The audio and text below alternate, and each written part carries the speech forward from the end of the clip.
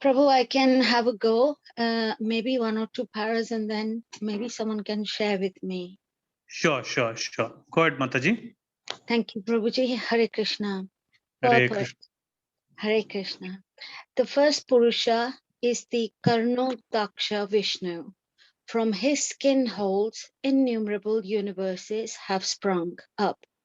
In each and every universe, the Purusha enters as the Garbhodakshaya Vishnu. He is lying within the half of the universe which is full with water of his body.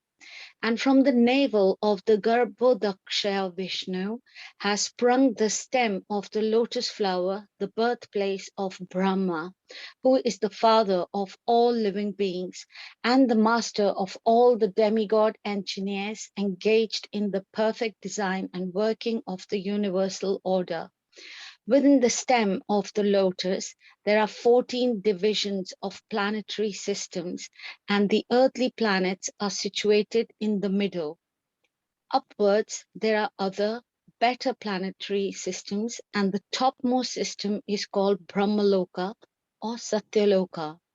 Downwards, from the earthly planetary system, there are 7 lower planetary systems inhabited by the asuras and similar other materialistic living beings.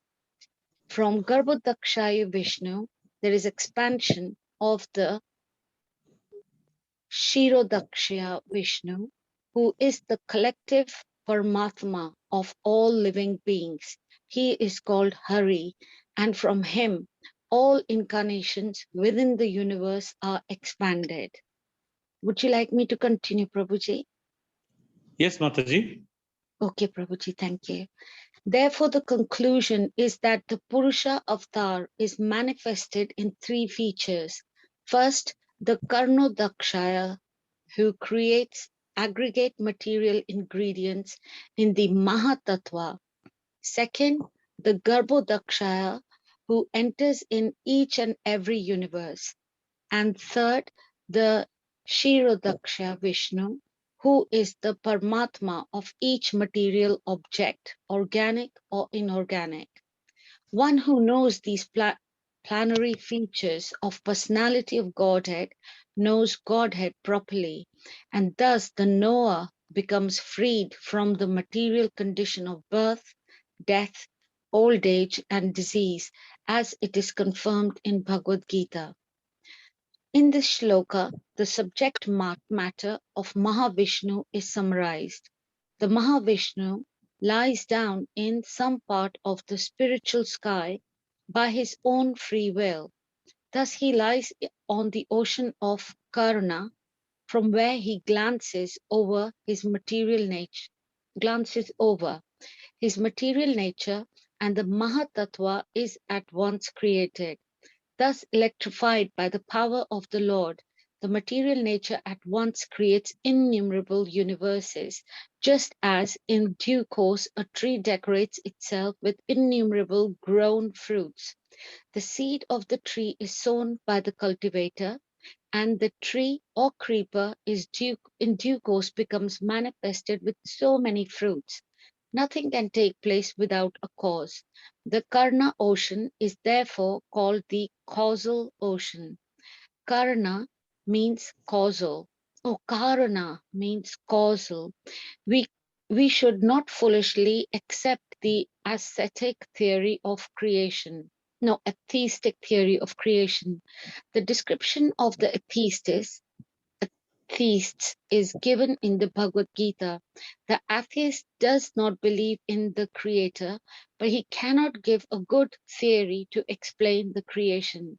Material nature has no power to create without the power of the Purusha, just as Prakriti or woman cannot produce a child without the connection of the Purusha or man. The Purusha impregnates and the Prakriti delivers.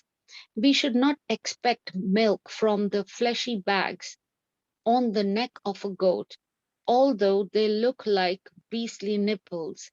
Similarly, we should not expect any creative power from the material ingredients. We must believe in the power of the Purusha who impregnates Prakriti or nature. Because the Lord wished to lie down in meditation, the material energy created innumerable universes at once. In each of them, the Lord lay down, and thus all the planets and the different paraphernalia were created at once by the will of the Lord. The Lord has unlimited potencies, and thus he can act as he likes by perfect planning, although personally he has nothing to do. No one is greater than or equal to him. That is the verdict of the Vedas. Hare Krishna. Thank you, Mataji. Thank you, Prabhu. Hare Krishna. Hare Krishna, Mataji. Dandavat Pranam, Mataji.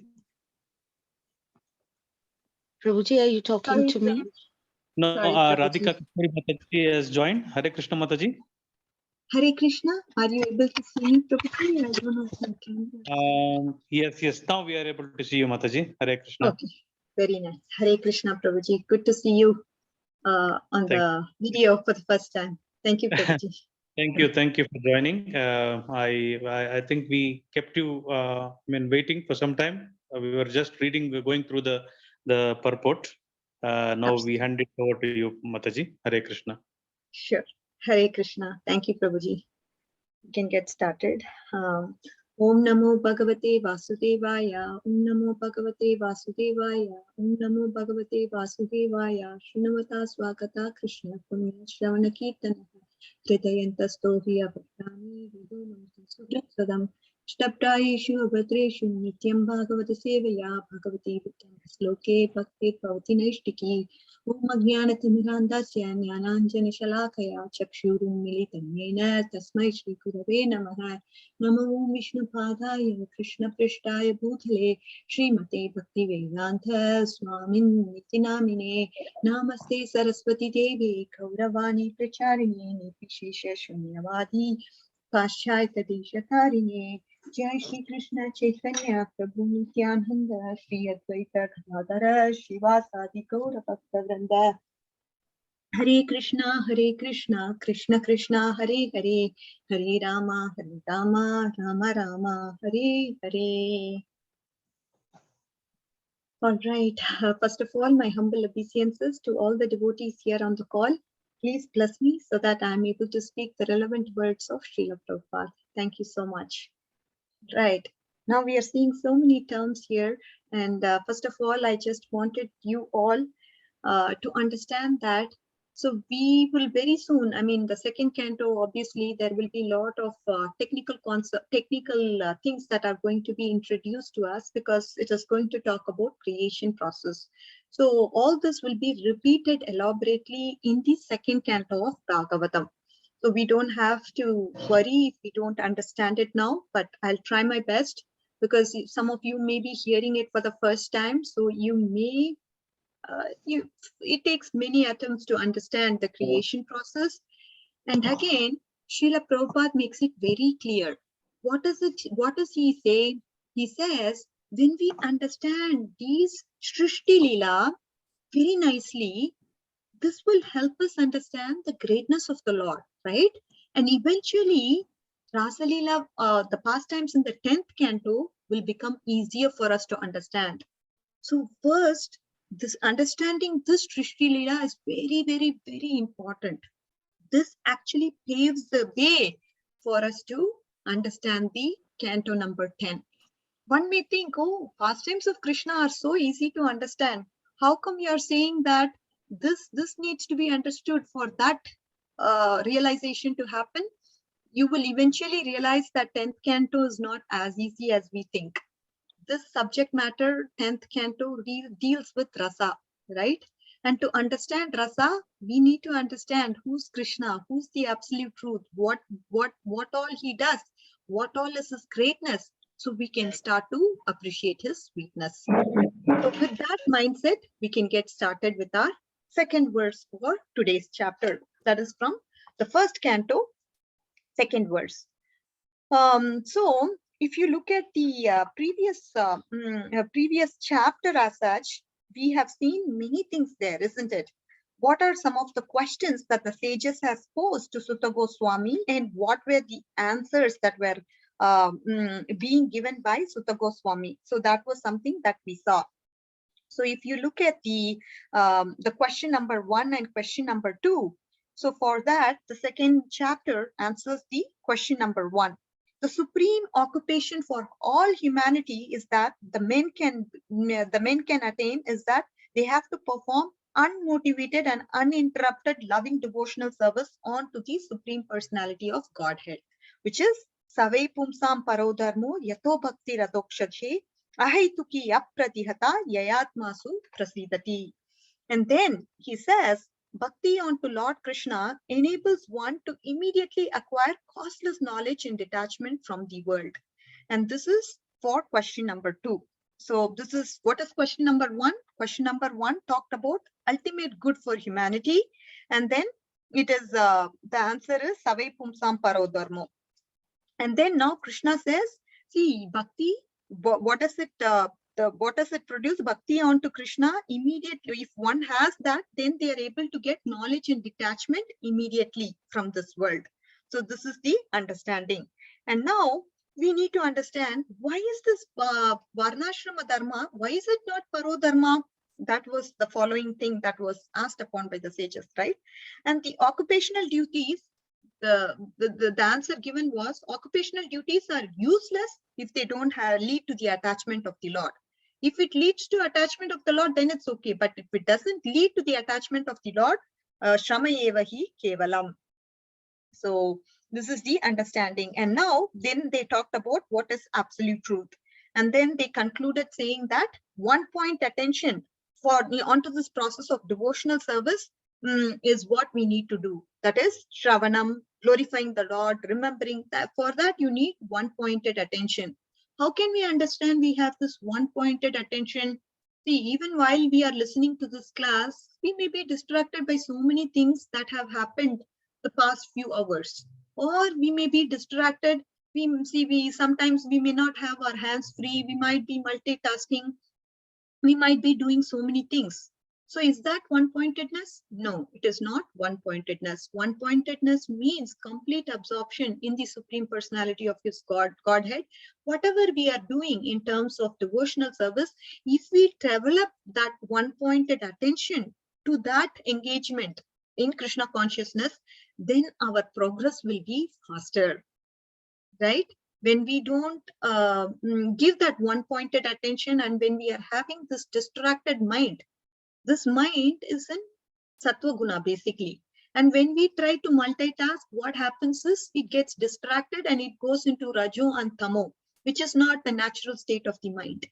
So we need to understand and give this as a focus. Whatever we do in terms of devotional activity, I'm trying to say this to myself also, so that way it gets reinstated in my heart very nicely. This one-pointed attention, focus on devotional service in any process, any limb of devotional service is what they have recommended. That is the conclusion. The qualification for such a type of one-pointed attention, how does that happen? That happens with faith. So they are interlinked, right? And how does this faith in Lord's messages come? The faith in Lord's messages, they come when we start to hear, right? When we hear more and more Krishna Katha and more about the Supreme Personality of Godhead, then our faith increases, right? So we need to understand how this process works, right? First, we are saying, okay, the conclusion is saying you need to have one-pointed attention. Now, what does this one-pointed attention mean? Any limb of devotional service that we perform, we need to have that determination to focus on that particular subject matter that is being discussed. How is that possible? That is possible when you have faith. And how can faith be got? The faith can be got in the association of devotees through the process of hearing. The faith develops, right? Everybody has this faith. That is why we are here in the call, gathering and discussing Krishna Katha. But this faith can be a weak faith. In order for it to become a strong faith, we need to hear more and more, again and again. We may say, yeah, I know this concept already. That's okay. It has to get ingrained in your heart. It has to become your nature. And for that to become your nature, what is the solution? Repetition. Keep on repeating, even though you know it's okay. It has to become our nature. When will it become our nature? It will become our nature when we start to repeat. Right? This is the secret. The secret to bhakti is repetition. That is why we are repeating the Mahamantra. Why are we repeating it so many times? Of course, that is because of the offenses. The 10 offenses has to be avoided till the time we attain that offenseless state. Then, obviously, one name of the Lord has so much power. Still, we haven't realized or why we haven't unveiled the power yet. That is because of the offenses that we commit during that process. So definitely we have to work on the offenses. And this repetition of Mahamantra helps us to establish that relationship with the Lord, right? So this is the secret to bhakti. So repeating it so that it becomes our nature. All right. So the faith part definitely has to be worked upon by the process of hearing. And then they say, cutting out the knots, right? With a sword in hand, the intelligent men cut through the binding knots of reactionary work by remembering the personality of Godhead. Then who wouldn't hear the Lord's messages? Definitely, everybody would love to hear about Lord's messages. And then bhakti, what are the stages of bhakti? That was something that we discussed in detail. And then there was discussion about the Guna avatars, that is Vishnu in the mode of goodness, and Shiva and Brahma. We talked about them. And then we also talked about rejecting the demigod worship, why it has to be rejected. And again, the concluding verse is that Vasudeva, the essence of all these processes, karma, jnana, bhakti, everything, it is Vasudeva. He is the essence of all processes. And then now we are getting introduced to a new subject matter for today's discussion.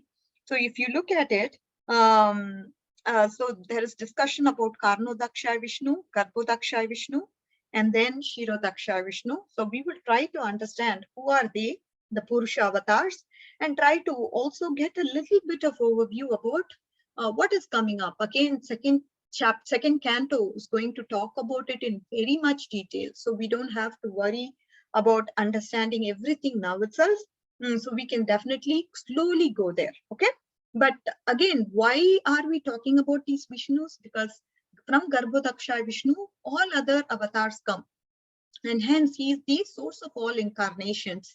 And hence there is a need to understand who he is. That is why we have this discussion about who are these Purusha avatars and what are they trying to do. So what is their function basically? So we will get into the subject matter now and understand the second verse. I just wanted to sort of give you this flow because this helps you get a broader picture. So because we don't want to forget the links that leads us to this particular verse. This is very important when it comes to Srimad Bhagavatam. Understanding the essence is what is important. So what is the overall essence that Srimad Bhagavatam is going to teach me? That is something that you need to ask from time to time yourself. Okay, so the first Purusha is Karanodaksha Vishnu. So from the skin holes of him, innumerable number of universes sprung up. Okay, so in each and every one of them, what happens is we see multiple universes are emanating from the body, from the force of Karnodaksha Vishnu, and he what happens? He then, so this is happening. So he is the super soul of this all the universes. So Karnodaksha Vishnu, from whom these universes are emanating, he acts as a super soul for all the universes in totality. And now Garbhodaksha Vishnu, from Karnodaksha Vishnu comes Garbhodaksha Vishnu. So he fills up each and every universe with the perspiration of him with half of water, that is Garbhodaka ocean. So this is what happens. And from the navel of Garbhodaksha Vishnu, Then there is a stem of a lotus flower, and that is the birthplace of Brahma. And he is the, so Garbhodaksha Vishnu is the father of Brahma. Okay, so this is what happens in the realm of Garbhodaksha Vishnu. So within the stem of the lotus, if you see, there are 14 planetary divisions. An earthly planet is almost situated in the middle. There are upper planetary systems and there are lower planetary systems. Upper planetary systems meaning Satyaloka, and lower planetary systems, they have materialistic, again, Atala Vitala, we will discuss about that a little later. So basically we have the stem of the lotus. The stem of the lotus has these 14 divisions of planetary systems, and Earth is almost situated in the middle. And the upper planetary system, if we could understand that, then, you know, obviously Satyaloka, Brahmaloka is in the upper planetary system. The Surga, all that comes in the upper planetary system. And downwards, we have planetary systems that are mainly inhabited by Asuras and other materialistic living beings. And from this Garbhodaksha Vishnu, there is again another expansion of Kshirodaksha Vishnu. He is the super soul in everybody's heart. So now, as we saw, Karnodaksha Vishnu, he is the super soul of the entire universe, right? And each and every universe has a super soul also, and that is Garbhodaksha Vishnu. And then the super soul of each and every living entity is Kshirodaksha Vishnu. So this is how the universes are functioning. I mean, the universes are there, and each of these Vishnus are super soul in, because for them to activate or for them to work, super soul has to be there, right? So because for us, jivas are activated because super soul is there in us. So this is the understanding.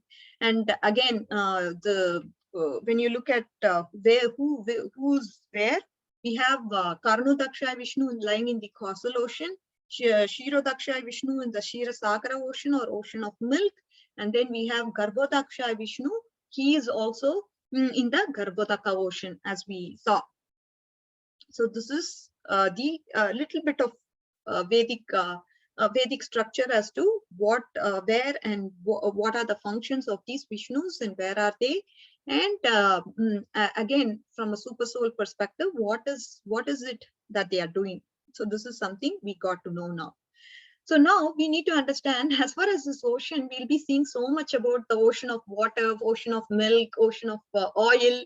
So just like we get oil in the earth, like that, the planets have oil ocean, milk ocean, like that. So we will be surprised to see the Vedic cosmology is such that we would be able to understand what is this, well, you know, how we are able to see ocean of milk, ocean of curd.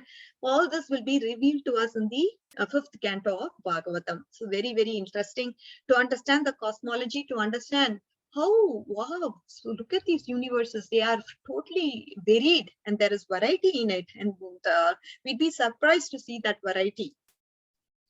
And now coming to Kshirodaksha Vishnu, we all know about him. He is in everyone's heart. He's sitting within every one of us. He's the spirit soul. And Kshirodaksha Vishnu is the Paramatma, and he's guiding everybody, right? And we know in the Bhagavad Gita also we saw there are two birds who are sitting in one tree. One bird is actually eating the fruit. Another bird, it is just simply witnessing. So Kshirodaksha Vishnu as Paramatma, he is witnessing. He is just witnessing the activities of the soul. So according to whatever activities this particular soul does, he is getting the result. But he is just a witness. So we understand that from Bhagavad Gita, he is Upatrishta Anumanta. Suppose you're doing something, right? And I'm there. I have nothing to do with your activities, but I can see what you're doing. That is why it is Upatrishta. Anumanta means the individual soul cannot do anything without the sanction of the Lord. Whatever activities we perform, it has to be ultimately approved by the super soul. Whatever it is, either good or bad, everything has to take place by the sanction of the Lord. Okay? Not a grass moves without Lord's sanction. So without the sanction of the Lord, we cannot do anything. So now we may ask this question, when we do something bad, why is God sanctioning that? God does not give us the sanction, then we will not do it now. So therefore, I mean, the thing is, we have that inclination, right? And we have the urge to perform that action. So we force him, please sanction, please sanction, please sanction, like that we force him. And therefore he has to give that sanction to you, right? So this is what happens. We persistently ask for it. Then Lord says, okay, you get it. At the end of the day, you enjoy or suffer according to the result you do, according to the action you perform, right? So that is why in Bhagavad Gita, we have this very conclusive verse, which says, Sarva Dharman Parityajna Mamekam Sharanam Vraja. He says, abandon all varieties of religion and surrender unto me, and I shall deliver you from all the sinful activities. Don't try to act upon your own whims. You just surrender and abide by me, then I shall give you all this protection. But you want to enjoy. You don't want to hear Krishna. This is what happens, right? A foolish boy, he's trying to touch a fire. Prabhupada gives this example. And the father says, no, don't do it. But in spite of it, this foolish boy, he does touch the fire and he gets burnt. And the father is again not responsible. He says, don't do it. But the child, out of ignorance, he does it and he suffers. Similarly, the sanction of the Lord is there. We persist on it. And I say, I want it. I want it. Just as a child sometimes cry and the mother is kind of obliged to do whatever the child wants. So God is very kind. If we persist on doing something, he gives us the sanction.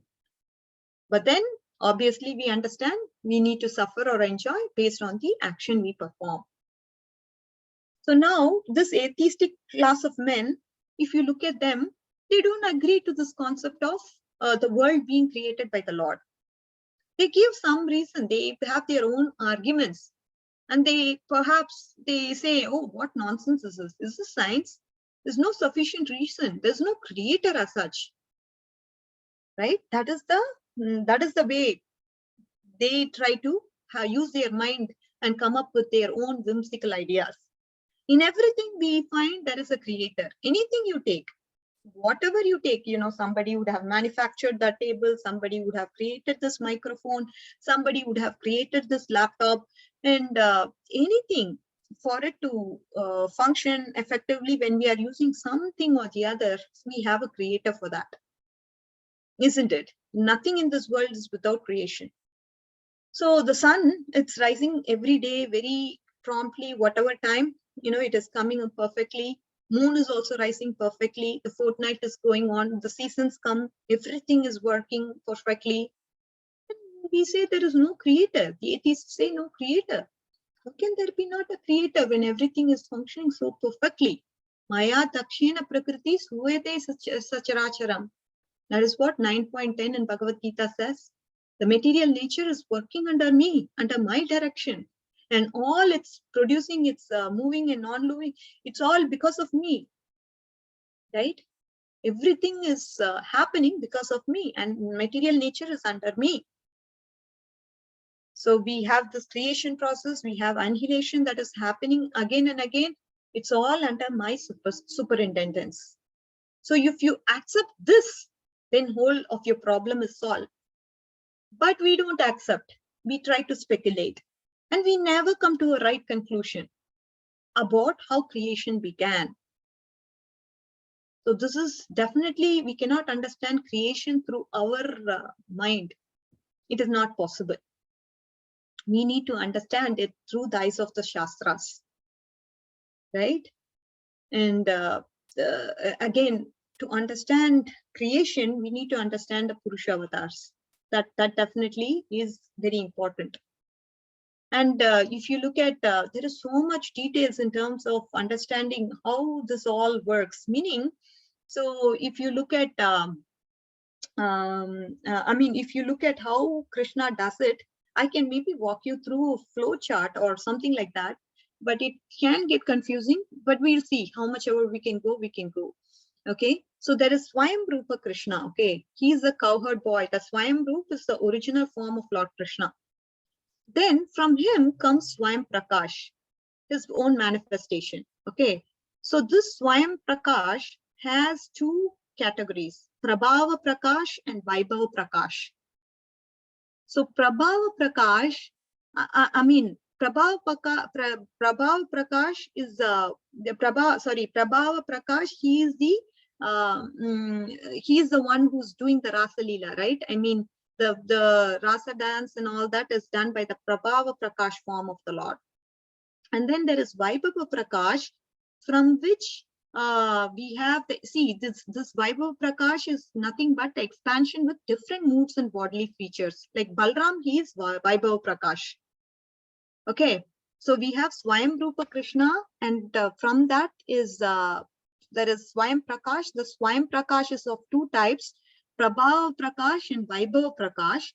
Prabhava Prakash is expansions into his multiple forms, which we see in Rasa dance, and even in the palaces of Dwaraka, we see his expansions, right? That is Prabhava Prakash. And Vaibhava Prakash is Balram. His mood, and the thing is his expansion from Krishna, but with different moods and different bodily features. And from him comes Tateka Atma Rupa. Tateka Atma Rupa means expansions with different moods and bodily features. Okay, the same Vaibhav Prakash is now we are going to see the categories of Vaibhav Prakash. So we saw Swayam Rupa, and from Swayam Rupa we have Swayam Prakash, and the Swayam Prakash has two types. They are of two types. One is Prabhav Prakash, which is all the expansions that we see in Rasa dance and others in the palace in the Dwaraka. And Vaibhav Prakash is nothing but Balram. And so this then leads to Tateka Atma Rupa, which then is classified into many divisions, which then is classified again into two types, Velasa and Swamsha. Okay, so Velasa are nothing but the four-armed Vishnu forms. Okay, and Swamsha are his partial manifestations of the Lord. And from the Swamsha comes the Leela avatars, Purushavatas, Guna avatars, Satyavesh avatar, Manvantara avatar, Yuga avatar, which we'll be seeing in this chapter. So now we are looking into Purushavatars, right? And how this Purushavatars come is something that I wanted to tell you, because again, what I'm trying to prove through this classification is that the source of Purushavatars is Krishna. When we say Garbhodakshay Vishnu is whom all the avatars come from, I mean all the incarnations come from Garbhodakshay Vishnu, we'd have to understand the source is eventually Krishna. You don't have to worry if you don't get the flow. I'll try to once again repeat it. And at the end of the day, what I want you to understand is that Krishna is the source of everything that we are talking about. Krishna, so when we talk about creation, it is obviously Mahavishnu who's trying to glance on my material nature and material nature. But again, this creation process, the source is Krishna. He's the cause of all causes. And Mahavishnu is a partial manifestation of the Lord. That is something that I want you to understand. So from the beginning, I'll try to recap this once again. So we have the Swayam Rupa Krishna. He's the original Vrindavan, original form in the Vrindavan, cowherd boy in Vrindavan. And this Swayam Rupa Krishna has Swayam Prakasha, that is his own manifestation. And that Swayam Prakash is divided into two types, Prabhava Prakash and Vaibhav Prakash. Prabhava Prakash are expansions. He expands into multiple forms in Rasa dance, in the palaces of Dwaraka. That is Prabhava Prakash. And then we have Vaibhav Prakash, where the expansion is coming from Krishna, but again with different bodily features, such as his brother Balaram. From that, we see there is Tateka Atma Rupa. That is from the Tateka Atma Rupa has two types. One is Swamsha, another is Vilasa. Vilasa, as I told you, Vilasa is also further divided. We are not going there into details, but Vilasa is nothing but the four-armed Vishnu forms. Okay, four-armed Vishnu forms in Vaikuntha. Okay, and then Swamsha are the partial manifestations of the Lord. And here is where we see all the avatars. They are all the partial manifestations of the Lord. Okay, so if you get this basic understanding, we can understand that Krishna is the source of all these at the end of the day. So we have Purushavatars. They are all related to creation. And this can't happen without Krishna, because he is the source of everything. That is the point I wanted to stress by talking about this particular forms of the Lord, right? So now there's also called Aveisha Rupa. So Aveisha Rupa, these are exalted jivas empowered by the Lord with a portion of his powers. Like, so we'll be seeing the examples. Who are the Aveisha Rupas and who and why, right? They are all exalted jivas, but again, they are empowered by the Lord with some portions of powers. Okay, so they are basically jiva tattvas. That's the point. So Sesha, Naradas, or Narada, they are all jiva tattvas, but they are empowered by the Lord. Okay, so this is Aveisha Rupa. So hope you get that understanding on the forms of Krishna. I really don't want to go any further than that. This is good enough for us to understand. So Prabhav Prakasha is the Rasalila expansion, and all the 16,108 forms Krishna and Dwaraka had with the queens of Dwaraka. So those are all Prabhav Prakasha. Okay. And then we saw Vaibhav Prakasha also, and how that further divides. And then from the point we need, the one important point that I want you all to take away is that these guna avatars, the source is Krishna, and that is why I try to explain the form of Krishna as such, forms of Krishna. So now we will try to understand further more details onto the a little bit of technical details. We'll try to understand and see how it goes. Again, we are discussing these, and the important point here for us to understand is that the greatness of the Lord is being described. Once we understand creation, we will understand how great he is. He doesn't, the greatness is something that we will see eventually. So how seamlessly this world is functioning, as if, of course, as if there is no creator, but the creator is so perfect that he does everything so perfectly. And that's why we don't see any glitch here, right?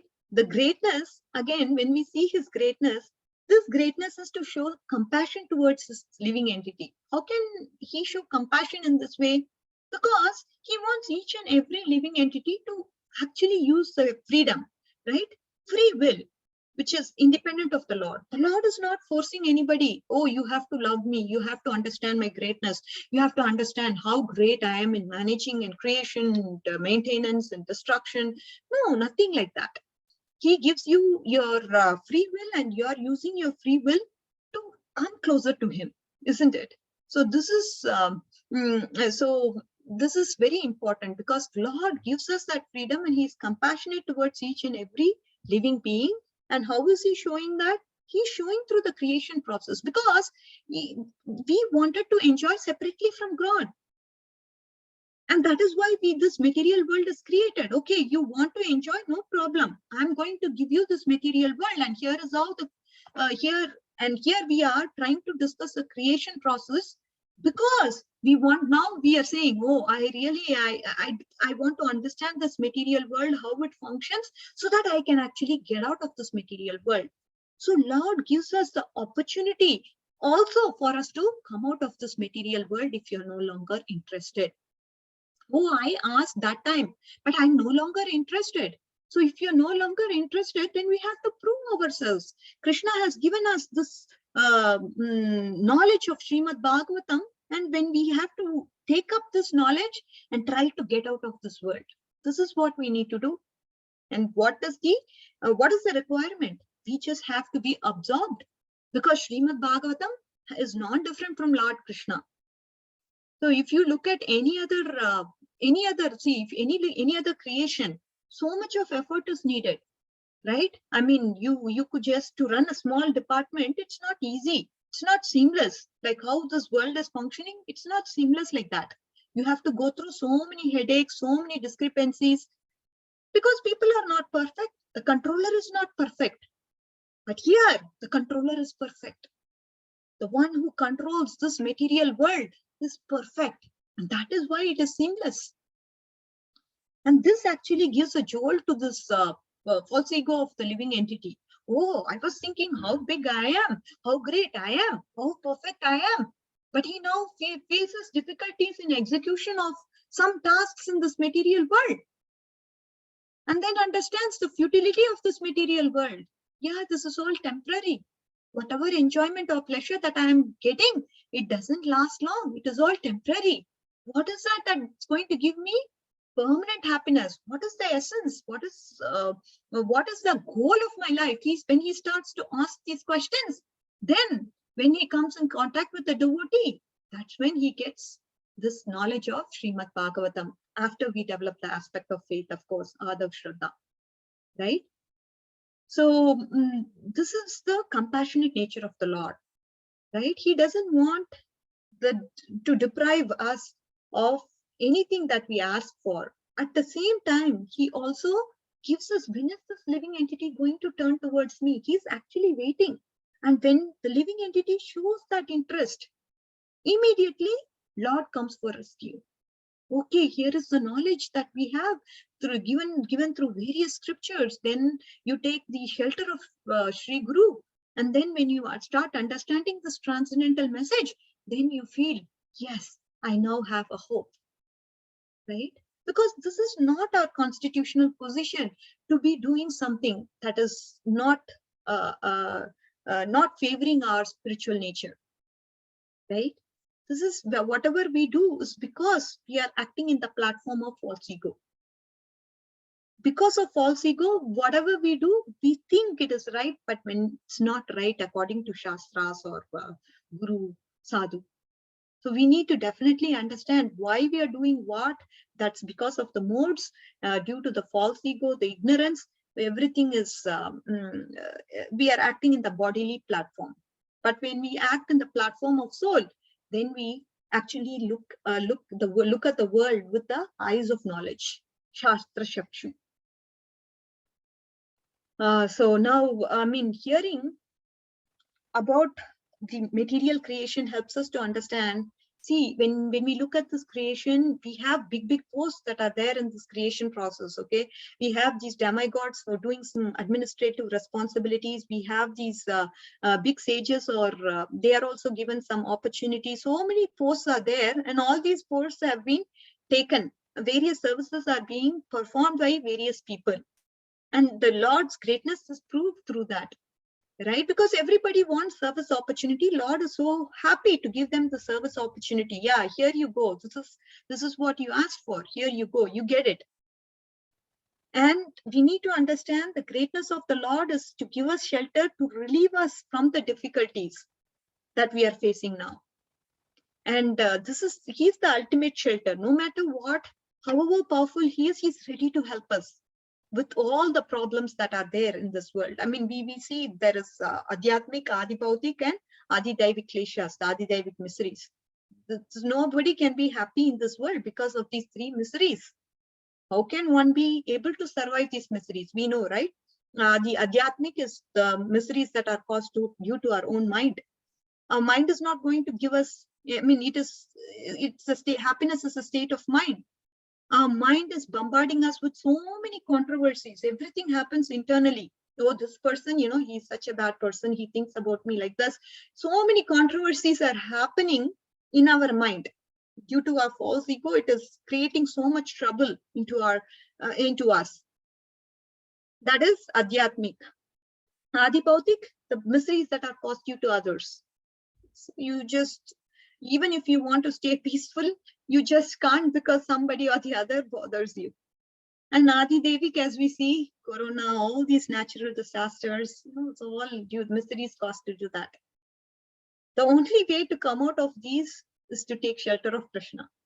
When we take shelter of Krishna, we transcend and we go above these miseries. So now coming to the scientific part, I won't take much time, but I'll just try to quickly go through a little bit so that you get a preview of what is to come in the second canto.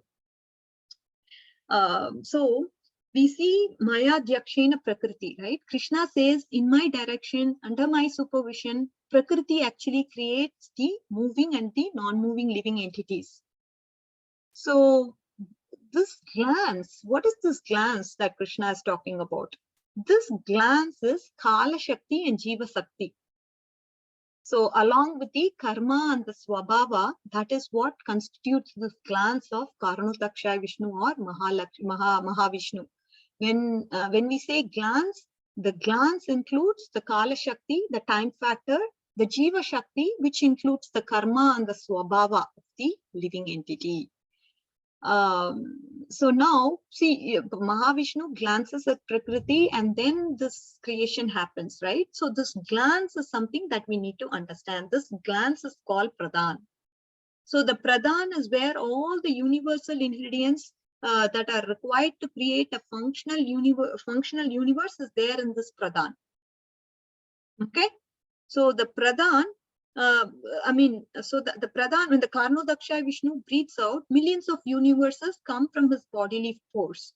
And these universes are not yet functional, right? There is no meaning to the whole creation process because nothing is functional. It is, again, we need to understand it becomes fully functional when this glance happens. That glance means the Kala Shakti. When time is there and when Jivas are there, the Kala Shakti, the Pradhan is, we need to understand when it actually becomes functional.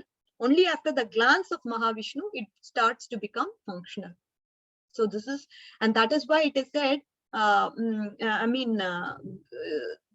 think there is a statement that Prabhupada is talking about, where the creation cannot happen without the glance of Mahavishnu. That is what instigates the whole process of creation. So this actually shows how great is Vishnu, Karnodaksha Vishnu. So when we talk about creation, we talk about, oh, how great is this glance, and this causes Krishna. This is why we need to always come back to the source, understand the greatness of the Lord, and understand without this glance, nothing can happen. The Prakriti gets impregnated because of the glance of Mahavishnu. And what does this glance constitute? Is Kala Shakti and Jiva Shakti. Kala Shakti is the time factor and Jiva Shakti is the karma and the swabhava of the living entity. So for now, if you understand that, this much it is good enough. And second canto, we will understand how this creation actually happens. What are the intricacies? What is this Pradhan? Again, I just gave you a glimpse of it, but then we will understand it in depth. For now, if you understand these terms, that is good enough. And second canto, as we go through this creation process, we'll be getting a full-blown understanding of the entire technical subject matter. So with this, we can conclude today's session. Srimad Bhagavatam ki jai. Vancha kalpatarubhyasya kripa sindhubhyevacha patitanam pavanebhyo vaishnavebhyo namo namaha. Srila Prabhupada ki jai. Hare Krishna. Hare Krishna Mataji. Thank you so much for that wonderful session. Although it's a very technical and then difficult to understand subject of the different features of the Lord in terms of Purushavatas and the creation. You've explained wonderfully. Thank you so much. Any questions? We can take a few questions now, Mataji. Sure, definitely, no problem. I had this question, Mataji. Karanodaksha Vishnu is directly coming from Krishna, or like? No, Prabhuji, no. So we have this forms that we were talking about, right? The forms of Lord Krishna. I just happened to give a walkthrough of it. So he's not directly coming. Yeah. Okay. He's not directly coming from Krishna. So from Vaibhav Prakash, we have Velasi and Swamsha, and they are all Swamsha. So Krishna, then Swayam Prakash. Swayam Prakash is of two types, Prabhav Prakash and Vaibhav Prakash. Vaibhav Prakash is Balram. And from Balram, we have these 4 Chaturvyugas. So I didn't go into all that.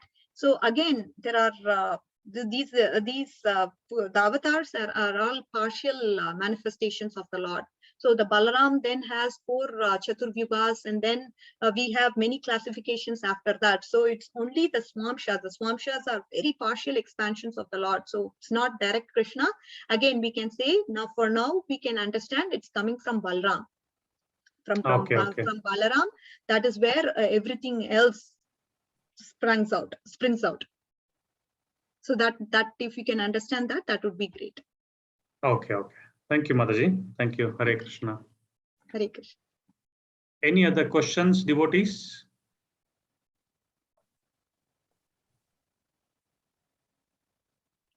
Yeah, okay. There seems to be silence. I think we need to study more and then understand more of all this. No, you will definitely understand. I mean, this needs multiple hearings. And from second canto, it would be more here. They're just giving an overview. So there's nothing to worry if you don't understand. So this from second canto, we will have the creation process elaborately discussed. So that time we can understand and get an entire pictorial view of what is going on in the creation process as such. So nothing to worry if you don't understand it now. In fact, nobody will go in this level of detail even at this point, because they'll just say this is all the Vishnus and that's all. That much is what 1.3 would cover. But then I thought I'll just give you a preview. I mean, maybe it was too much, but second canto will totally address that and it will make it much clearer. Thank you, Mataji. Sandhya Mataji, your hand is raised. Thank you, Prabhuji. Hare Krishna. Mataji, I just want to ask if all Vishnus are coming from Balaram, why do we pray to Lord Vishnu and Mata Lakshmi? Why don't we just pray to Balaram? Hare Krishna. Hare Krishna. So this depends on the inclinations. Krishna leaves it to us. So we have Ram Bhaktas, we have Narsimha Bhaktas, we have people who are worshipping Vishnu. So many people have so many different inclinations to worship the Lords. And Krishna, he gives them their own free will to have them worship whoever they want. Hanuman, he is a devout Rama Bhakta. Right? Nobody wants to change their swabha. Wherever there is inclination, Krishna, he just leaves it to your choice and your will. He doesn't force anybody. So depending on people's inclinations, people worship different lords. And for those who worship Vishnu, if you look at Sri Sampradaya, they actually consider Vishnu to be the supreme lord. So why we have this controversy? That also Krishna, he gives acharyas, relevant acharyas, and their mood is like that. And he allows them to practice in their mood. He doesn't disturb that. That's the speciality. So Krishna, that is why free will is very important. The free will is what provokes the love. When we don't have free will, and when we are forced to do whatever Krishna wants us to do, then we are like robots. There's no point. So because of this free will, we are given the opportunity to like whoever we like. Okay, I like this incarnation, I like that incarnation. But we need to understand Krishna has the maximum potency to attract people because he is the source. And once somebody gets to know about Krishna, then there is definitely the automatic inclination to love Krishna. That will eventually happen, but he definitely gives free will and doesn't disturb them. Hope it clarifies, Mataji. Sandhya Mataji. Thank you, Mataji. Thank you. Hare Krishna. Are there any questions? Hare Krishna. Okay, Mataji, I think we've exhausted our time. Sure. Thank you so much. We can end this session here. Hare Krishna. I would like to ask all the devotees to unmute and chant Hare Krishna once. Hare Krishna, Krishna Krishna, Hare Hare, Hare Rama, Rama Rama, Hare Hare. Vancha kalpatarubhyascha kripa sindhubhya pavanebhyo Vaishnavebhyo namo namah.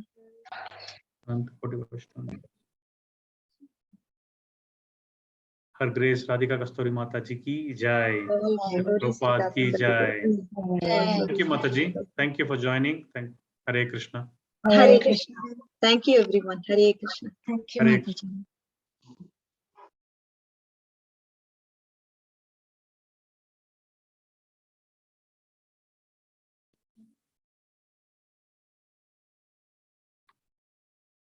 Hare Krishna. I don't know if the recording can be stopped from here or not. I don't know. I'm just ending this session. Hare Krishna.